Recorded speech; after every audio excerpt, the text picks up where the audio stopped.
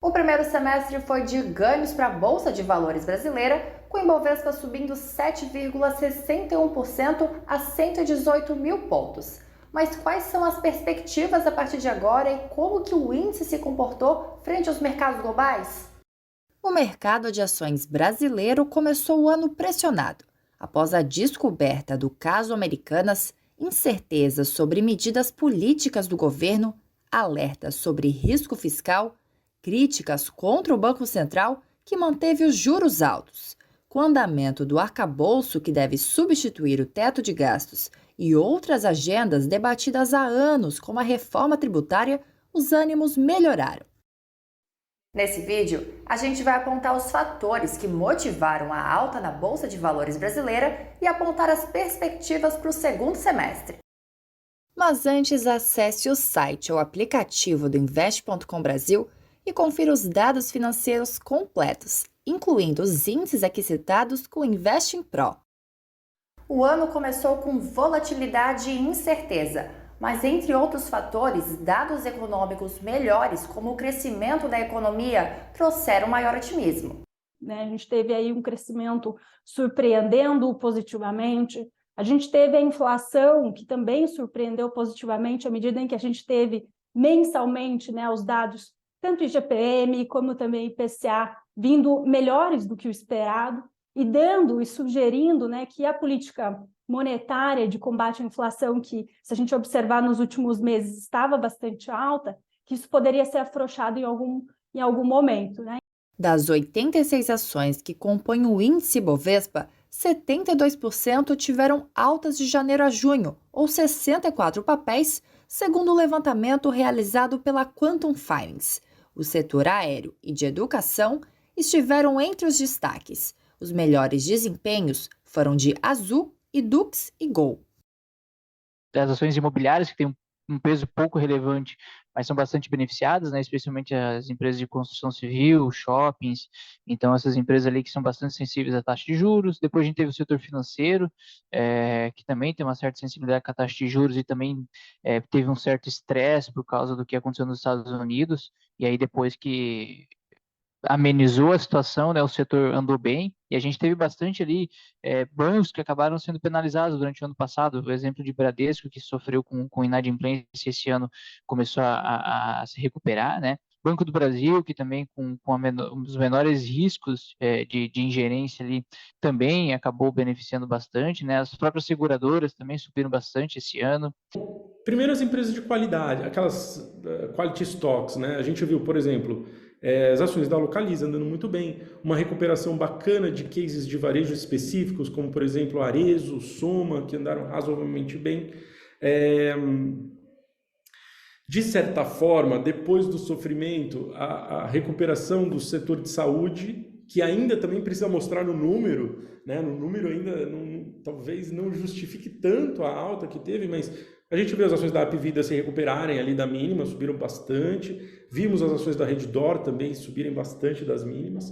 Vimos aqui o Financial Deepening recuperar o fôlego, né? Então, as ações do BTG voltaram para a máxima histórica.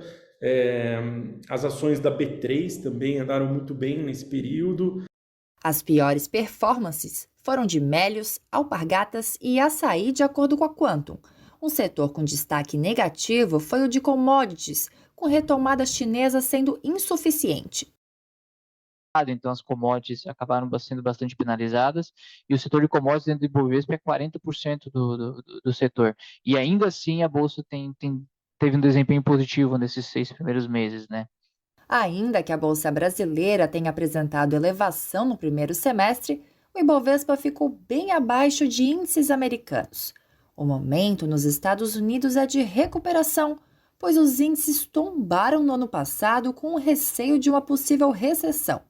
E agora, entre outros fatores, com maior apetite ao risco após a crise bancária e com foco em inteligência artificial, os índices americanos lideram os rankings do semestre. Dali para frente, você percebe, primeiro, uma leitura mais positiva em relação aos emerging markets, né? Então, e aí Brasil, México, Índia, uma leitura positiva em relação a Japão, né? Um mercado comprando bastante Japão, a China naquele compasso de espera, todo mundo assim, vai reabrir, não vai reabrir, não vai. Bom, ficou para o segundo semestre essa história.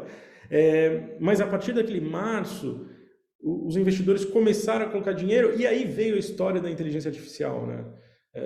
Foi bem naquele momento, quando saíram os resultados das Big Techs e aí aquela história, a Microsoft repetindo o termo, né, inteligência artificial, sei lá quantas vezes no conference call, aquilo gerou um impulso muito grande para a Bolsa Americana e eu acho que dali a gente começou a ver esse desejo por buscar novos mercados. E para os próximos meses, com a tendência de diminuição na Selic, as perspectivas são mais otimistas. E um dos fatores é o olhar mais atento do investidor estrangeiro para mercados emergentes. Nós temos o Brasil como um dos players mais bem posicionados, um pouco atrás, ligeiramente atrás do México. Até se fazendo essa comparação, os países desenvolvidos em países em desenvolvimento, a nossa bolsa no ano está um pouquinho abaixo do México, mas as perspectivas é que a gente tenha atração, especialmente pelo valuation da bolsa, que está bastante atrasado aí para os próximos meses. No mercado local, a aposta de muitos analistas é para empresas do cíclico doméstico, que seriam beneficiadas com cortes nos juros. O ponto de atenção ainda segue com as companhias de commodities, devido a um crescimento da China que pode ficar abaixo do esperado. O varejo, né, acaba tendo um olhar com mais carinho, né, porque é um setor muito machucado também. Você pode destacar o setor imobiliário, né, então as empresas, as incorporadoras, os shoppings, né, até a própria categoria dos fundos imobiliários ganha dentro da renda variável como um todo um espaço interessante. A gente pode destacar também setor de transporte, que é um setor que é pouco falado, mas que também se beneficia bastante de um ambiente de juros menor, né? Então, educação, como é um setor que a gente está vendo. Então, empresas mais voltadas para o cenário doméstico, né? E empresas mais voltadas aí mais correlacionadas com juros, elas tendem a ter uma atenção maior do público comprador. Do setor de varejo, o varejo ainda continua muito pressionado, então quando os juros caem, o varejo de certa forma tem alguma folga, então eu acho que tem esse movimento para esse segundo semestre. E aí, assim, quem vai ser mais favorecido? Bom, acredito bastante que esse financial deepening vai ganhar força, tá, Jéssica? Eu acho que, assim, por exemplo, continuo acho que as apostas ligadas a esse setor ainda vão, assim, as ações ainda vão andar muito bem. Então, gosto dos bancos mais ligados a esse, né, a parte do investment banking, né? Então, Itaú, BTG, a XP, enfim, todos esses casos que tem essa dinâmica vão acabar subindo independente dos resultados, tá? Eu não estou muito mais preocupado com o balanço, mas assim, eu acho que o mercado vai comprar essas teses para o ano que vem. Se a gente tiver uma janela de IPO, então esses negócios vão andar muito bem de verdade. E você, o que espera da Bolsa Brasileira no segundo semestre? Conta pra gente aqui nos comentários. Não esquece também de seguir o nosso canal e passar pelas nossas redes sociais. A gente já está lá na rede nova, o Threads. Hoje eu vou ficando por aqui e até a próxima!